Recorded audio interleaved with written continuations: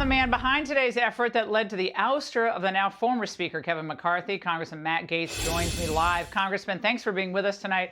I want to get right to the criticism, the chief criticism by some of your GOP colleagues that we've been covering, that and the Angle made the point that it took your aligning with Democrats and even pals of Liz Cheney and the Republican Party like Ken Buck to produce a result that as of now has no solution. So what's your response to that? Well, the solution's quite easy. We should get to electing a new, more conservative, more trustworthy speaker immediately. And I'm calling on Patrick McHenry, who currently is the Speaker pro tem, to reconsider the decision that he just made to send everyone in Congress home for a week. This is not the time to go home for a week. We should stay and elect a new speaker. That's the path ahead. As far as the criticism that I worked with Democrats, the yellow brick road of working with Democrats was paved by Kevin McCarthy. Whether it was the debt limit deal, whether it was the continuing resolutions, this is a guy who was willing to partner with conservatives on the frivolous, but whenever there was a spending matter, he partnered with Democrats. That said, Speaker McCarthy's time is over. I wish him well. I have no personal animus to him. I hope he finds fruitful pastures, and I'm certain he will. But we've got a job to do here. This is about the job. This is about keeping our commitment to have single subject spending bills and an actual budget. For the first time Congressman, we've already established tonight that I have been doing this, with all due respect, decades longer than you. Okay, you're a young guy. And so I agree with all. I don't believe that, Laura. Did you start when you were like 3? You look too young continuing resolutions, the budget, the spending, it's a total nightmare. But the fact of the matter is, y'all don't have the votes. You don't have the margin to get from A to B to C. And so how does this get you closer? I categorically reject that we don't have the votes for a budget. Hold on a second, Matt. How do you get closer to all these things that are legitimate concerns when you still have a Senate that says no can do? I mean, you got several senators who are actually completely on the other side on a lot of these issues. Right. You still have that to contend with. So how do you get to your nirvana points, which are the conservative holy grail points of governance? The way we're going. The Senate does not control how the House approaches its spending business. All right, hold on, Congressman. Hold on, because we got to go to McCarthy now. He's speaking live, but then you can respond on the other side. If Reagan gave us advice, he would say, if you believe your principles bring people greater freedom, you should be happy about it. I've always been excited that I've been a happy conservative. But I've always believed that I've been so fortunate to be an American. My journey to this office was something people wouldn't understand. I grew up in a town of Bakersfield, California, the son of a firefighter, the grandson of immigrants. Parents worked hard, the youngest in my family. Didn't have great wealth. When I got out of high school, I didn't have great grades. Couldn't get a scholarship, went to community college. Flipped cars to try to pay my way through it. Went to visit some buddies away in college for a weekend, stopped at the grocery store to cash a check, and I won the lottery. One of the first in California. It was before Biden economics. It was only 5,000, but it went much further back then. Took my folks to dinner, put the majority of the rest of the money into the stock market, and did pretty well. The next semester, I took a break from school. I went to buy a franchise, but no one said they would sell me one. I was only 20 years old. But I learned then never to give up. So I opened my own business, selling sandwiches. 3 things I learned. First to work, last to leave, last to be paid. I wanted to finish my college degree. At that time, no one in my family had finished a 4-year degree. I did pretty well. I now had enough money that I could pay my way through school as long as I went to Cal State. So I sold my business, going to school. I opened up the local paper and said, be a summer intern in Washington, D.C. with my local congressman. I did not know this man, but I thought he'd be lucky to have me, so I applied. And you know what he did? He turned me down. But you want to know the end of the story? I got elected to a seat I couldn't get an internship for. I ended up being the 55th Speaker of the House. One of the greatest honors. I loved every minute. And the one thing I will tell you is, doing the right thing isn't always easy, but it is necessary. I don't regret standing up for choosing governance over grievance. It is my responsibility. It is my job. I do not regret negotiating. Our government is designed to find compromise. I don't regret my efforts to build coalitions and find solutions. I was raised to solve problems, not create them. So I may have lost a vote today, but as I walk out of this chamber, I feel fortunate to have served the American people. I leave the speakership with a sense of pride, accomplishment, and yes, optimism. From the day I entered politics, my mission has always been to make tomorrow better than today. I fought for what I believe in, and I believe in this country of America. My goals have not changed. My ability to fight is just in a different form. You need 218. Unfortunately, 4% of our conference can join all the Democrats and dictate who can be the Republican speaker in this House. I don't think that rule is good for the institution, but apparently I'm the only one. I believe I can continue to fight, maybe in a different manner. I will not run for speaker again. I'll have the conference pick somebody else. I hope you realize that every day I did the job, regardless whether you underestimated me or not, I wanted to do it with a smile. I grew to enjoy you, even on your toughest days and your questions. I could always tell what day it was based upon your question. Monday, you would ask if I could pass the bill.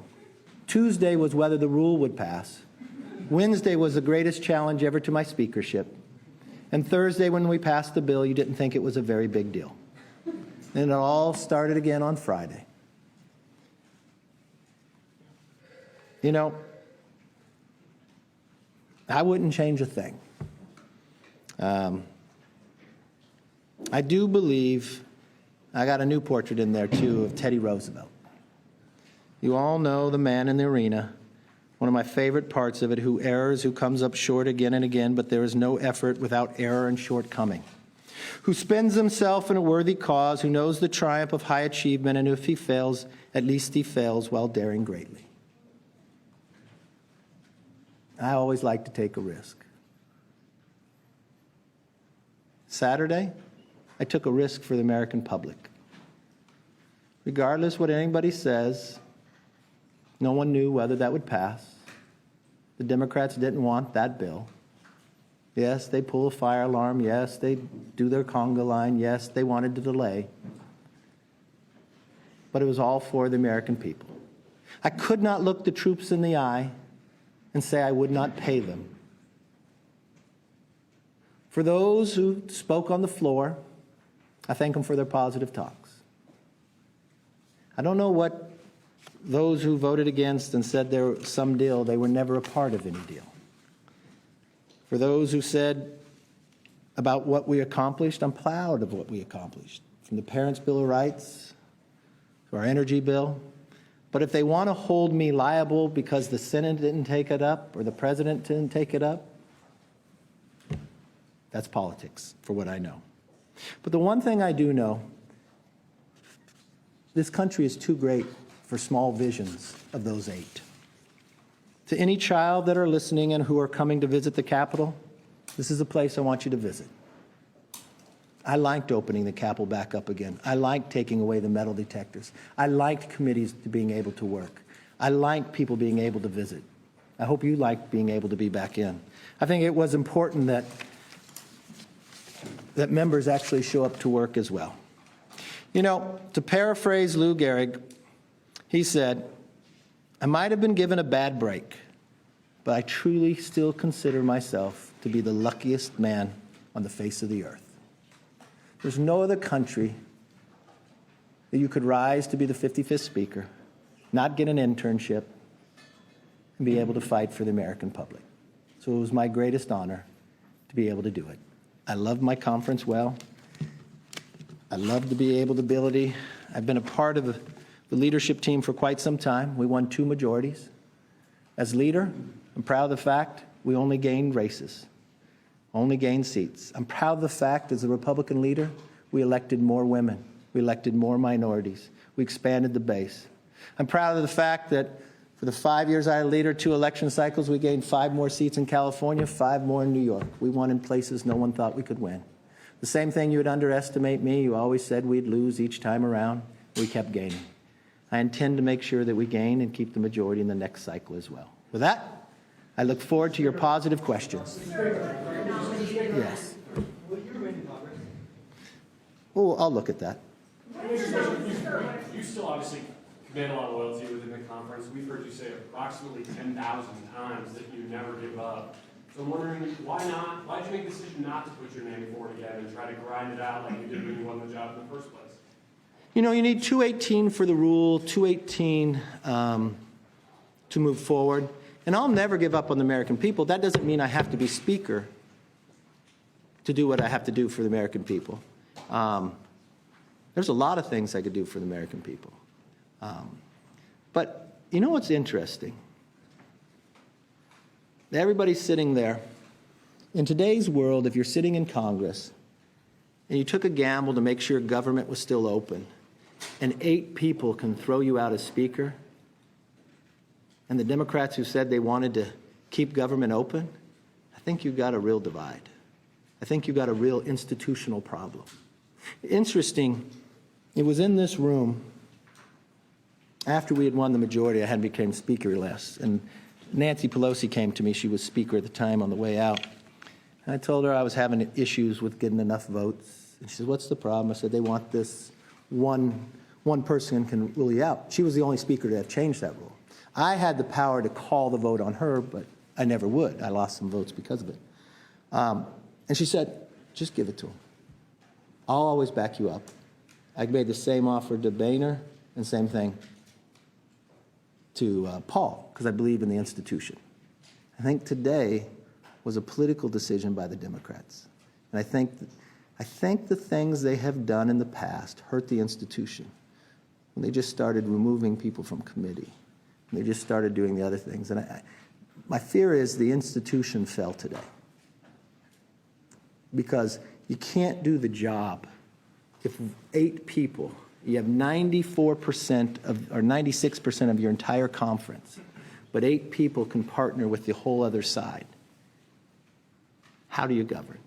And for them to make a motion on me because I made a decision for the country that they agreed with, but they choose to do the other, that becomes a problem. Yes, sir. So, one, are you planning on endorsing a successor to you? And then I might. I might. You might. Yeah. Who would that be? I don't know who's running yet. Okay. I'll talk to people. And when you look back, is there anything you could have done differently to with those 8 members? Yeah, a lot of them I helped get elected, so I probably should have picked somebody else. What about the Democrats? What if the 200 don't give up on you? I see Jim Banks here. There's others that really, really support you. You know, we Nominated again. If you keep getting nominated, will you say you know, I love these 200. They've gone through so much. They're down in the conference. They want me to. They'll say they're going to keep voting for me. I think you should put the country first. You know, this job was never about me. I hope you felt that I always felt, what can we do best to move forward? I mean, I treated Hakeem the way I wanted to be treated. I'd tell him things we were doing throughout, so he never was questioned. I wanted to bring the body back differently. We created a select committee on China. I changed the Intel committee. They just came back from MIT where they all had bipartisan briefing on AI and quantum. Started doing briefings with AI the whole conference of Republicans and Democrats alike. We're far from solving that problem, but I'm proud of what we were able to do there. So we'll continue. Yes, sir. When did you make this decision? Did you know the motion eventually succeeded that you would not run again, or was this right afterwards? You know, not all those 8, but these are the same people that never voted for me. They thought it was big. They went to present after we went through 15 rounds. Why do I do something for myself that can hurt the country? Why create? I'm not quite sure those individuals are looking to be productive. It concerns me as a Republican based upon watching what they do. I want to be a Republican and a conservative that governs. And we're going to have to find our way to do that. The challenge is We had so many opportunities. These are the same people that sat on the floor and criticized me that we didn't get all 12 spending bills done, but we first had to do a debt ceiling that they didn't support. They held up every appropriation bill in the summer because they wouldn't let it come through. After the debt ceiling, they stopped us from doing anything on the floor. When we had a continuing resolution that would do something on the border, I listened to one talk about how it made him think about the border and when he voted against it. And then they wanted to challenge me because I worked with the other side so America could go forward and government could stay open. You know, if you have to lose for something, I will always lose for the country. It is a much better battle to have. Mr. McCarthy. Yes, sir. Mr. McCarthy. Doing this job, what advice do you have for the next speaker? What would you like to see the next speaker? Change the rules. Do you regret allowing that rule to be in place? Do you think I let it? I mean, for the whole point, I mean, if you talk about like a Gaetz, the Gaetz came to the whole conference and said, we will never use this. We'll never use this, you know. I mean, this is a man that sat there on the 14th vote and said, okay, I'm going to vote for you next time, and falls back and not. So, I mean, it's just the trustworthiness of a lot of individuals. It makes it difficult. But I do not think, regardless of who the speaker is, that you should have that rule. You know, everybody had it but Pelosi, but it was never used until it started getting used against Boehner. And if the entire other, if you can always count on the other party to vote in the block against it, then you're allowing 4 to 5 people to control whatever. So it doesn't matter even if you have 96%. So that is not a government that works. That is chaotic. Last question. Yeah. Mr. McCarthy. Yeah. Is the Republican Party on Okay, wait, go right ahead. I hear you talking about the challenge of governing, the challenge to Republicans. I wonder what you think this means, what this says about the Republican Party. I don't think it says about the Republican Party. I think it says something about some people who are not a conservative. I mean, if you were a conservative and you only had one entity making the battle and you vote against securing the border, you vote against cutting this wasteful spending, and then you partner with all the Democrats. Now, you'll phrase it all the other different ways. That's not a conservative. Look, you all know Matt Gaetz. You know it was personal. It had nothing to do about spending. It had nothing to do about everything he accused somebody of he was doing. It all was about getting attention from you. I mean, we're getting email fundraisers from him as he's doing it. Join in quickly. That's not governing. That's not becoming of a member of Congress. And regardless of what you think, I've seen the text. It was all about his ethics. But that's all right. Mr. Murphy, can I just clarify really quickly from the first question? Are you considering resigning? No, I said, he asked about that. I haven't thought about that. I said, yeah. And then just on where you're placing the blame, you said the institution is... No, look. No. I'm not going to blame anybody. There's not blame anywhere. Look, I give it as good as I get it, right? So you know the challenge. I knew going in. You would take a poll all the time. Is he going to get thrown out this week? But you know what? If I lose my job over doing what I truly believe what's right, I'm very at peace with it. You asked earlier, like, when did I decide? I knew they would make the motion on me. It didn't make one bit of difference. I felt very comfortable in that decision. And I think the American public believed that decision was right. Matt Gaetz should be expelled from the Republican conference? That's the conference's decision. Mr. Carter, now, you mentioned that you're looking to maybe help instill in another way. Would you consider having a position somewhere in Congress, whether it's leadership or the chairman? Can you talk about that? No. There's a lot of great people in conference. There's always other people to do jobs. It is amazing the talent that we had. And the one thing I've always hoped as speaker that we lifted more of that talent up. I look at people doing a lot of different jobs and the different opportunities we did, and they're doing an exceptional job. We have so much talent. It is remarkable. Yes. Is this kind of in your mind a little bit preordained from the beginning? Obviously, it was a much more narrow majority than what you anticipated, what Republicans considered. 15 rounds, the longest speaker's race since 1859. And then I made history, didn't I? It was, well, you did do that, yeah. But was that kind of always thought that it was inevitably going to go this because of the narrow majority and because the writing might have been on the wall? Because Well, would any of you think if it took that long and you had a one person, you knew it was always a possibility, so that was fine. Didn't bother me, didn't change any of my decision I made. But it was interesting. I read a tweet the other day of Matt Rosendale. He goes to Mass every day. But you know what he said his prayer was all last year? That Republicans didn't have a big victory, that they had a narrow victory. When you have members like that are part of your team, you got a tough team. You know, look, when I was in business, I got to hire and fire who worked with me. Somebody else hires them, somebody else fires them. My job was to inspire them. I think we did some good work, and I think we'll continue to do great work. Yes, sir. Can you reflect back on 2010 when you guys were the young guys, right? You, Paul Ryan. Eric Cantor, yeah. Now, all three of you guys have been essentially... Well, we're not that young anymore. Well, but all three of you have been pushed out by so-called more conservative members. How do you No, let's be fair, and it's wrong that you ever say. They are not conservatives. They voted against, one, the greatest cut in history that Congress has ever voted for, $2 trillion. They voted against work requirements. They voted against NEPA reform. They voted against border security. They voted against... They don't get to say they're conservative because they're angry and they're chaotic. That's not the party I belong to. The party of Reagan was if you believed in your principles that you could govern in a conservative way. They are not conservatives, and they do not have the right to have the title. Yes. Are you worried that Donald Trump will turn your party in this direction, that it makes it difficult to govern, it makes it difficult to get conservative wins? Why do you say that?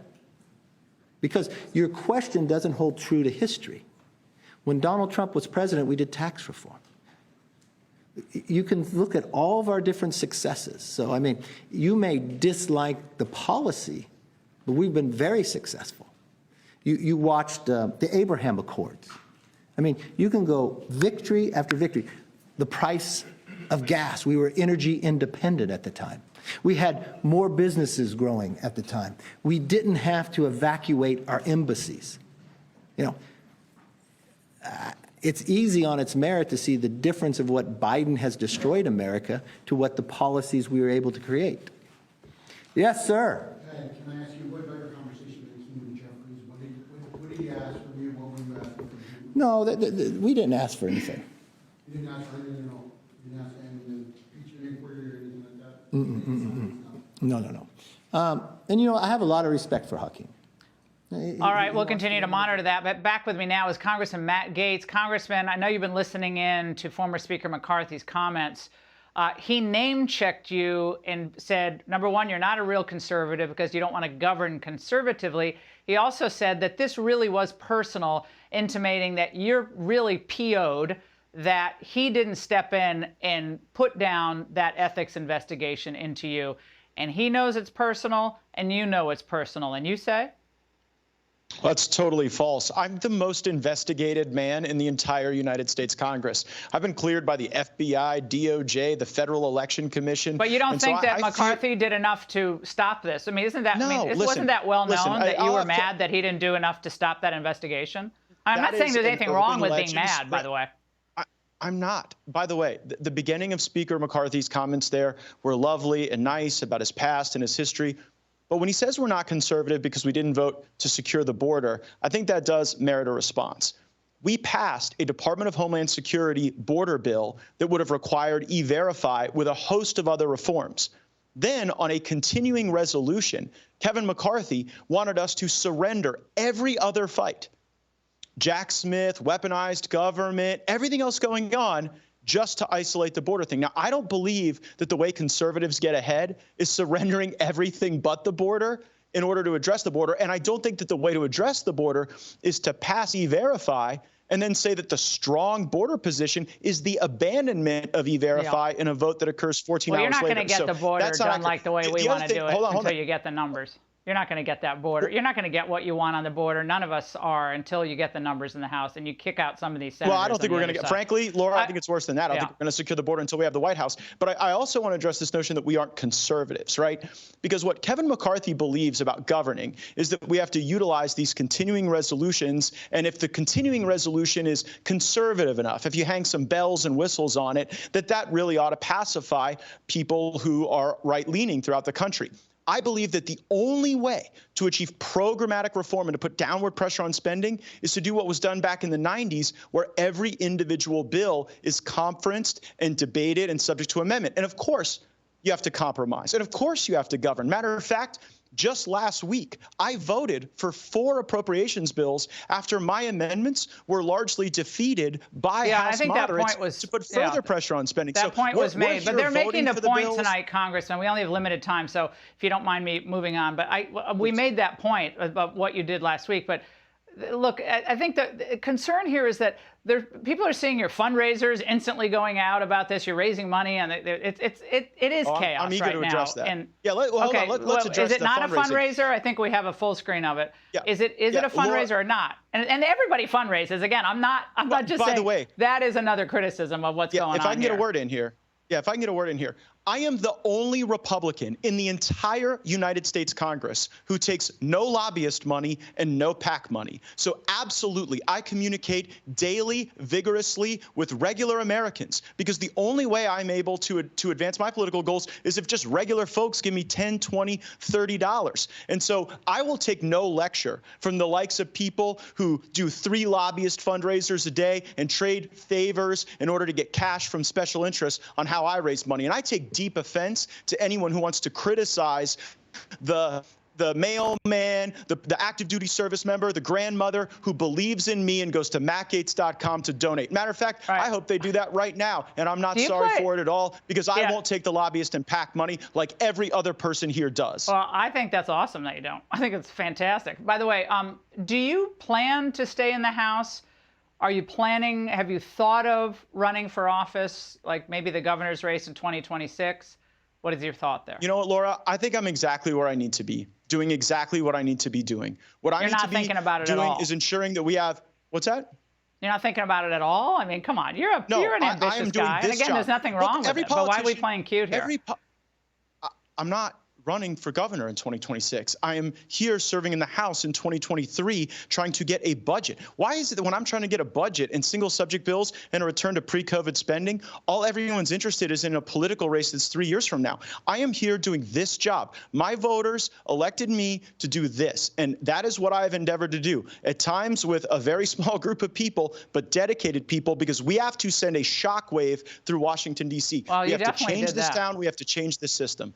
Congressman, President Trump took to Truth Social this afternoon, and he said that why is it the Republicans are always fighting among themselves? Why aren't they fighting the radical left Democrats who are destroying our country? Now, I know you've had conversations with President Trump, and you intimated that he was, you understood where he was coming from, and it seemed to indicate that maybe he was in favor of what you were doing, but wasn't going to say so publicly. What can you tell us tonight, since he really is the leader of the party and you are a MAGA Republican and he's the top dog? So what do you say? Absolutely. I support President Trump, eager to campaign with him. Probably our private conversations I'm going to keep to us, but I think I'm in pretty good stead with the former president. You'll see me on the campaign trail with him soon. And by the way, you know who you won't see on the campaign trail at a big rally? Kevin McCarthy. Because if Kevin McCarthy took the stage at a Trump rally, he would be booed off of it like Lindsey Graham. Well, Congressman, do you think that, let's say next year, and who knows how this is all going to play out, but next year, November, whatever it is, 8th, 5th, 6th, Republicans lose the House of Representatives?